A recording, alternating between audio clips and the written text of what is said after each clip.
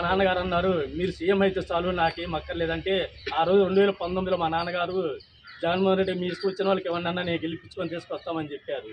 దాని ఉద్దేశంతోనే ఈరోజు నేను ఈ రాజీనామాని చేస్తున్నాను.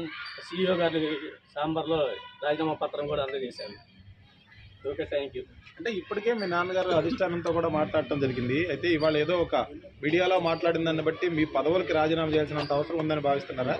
అట్లయితే అధిష్టానం నుంచి మీకు ఏమన్నా సరైన హామీ రాకపోవడం మనకు కారణం ఏమన్నా ఉందా? అధిష్టానము వస్తుందా రాదనేది దాని గురించి మాట్లాడేది మమ్మల్ని అంటే కాన్స్టిట్యూన్సీలో కూడా వాళ్ళ ఇంట్లో 3 పదవులు ఉన్నాయని మాకు పడని వాళ్ళు కానీ ఎవరొకరితో బాధిస్తున్నారు. ఇవన్నిటి వల్ల ఎందుకు ఆయన ఇబ్బంది పట్టను?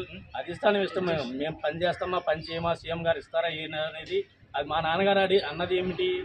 నేను కూడా పనిచేసా, 2 టైమ్స్ ఎమ్మెల్యేగా పనిచేశాను కాబట్టి నాకు కూడా అర్హత ఉంది కాబట్టి నేను టికెట్ ఇస్తే బాగుంటే నేను కూడా పోటీ చేస్తానన్నారు అన్నారు. కానీ మహేష్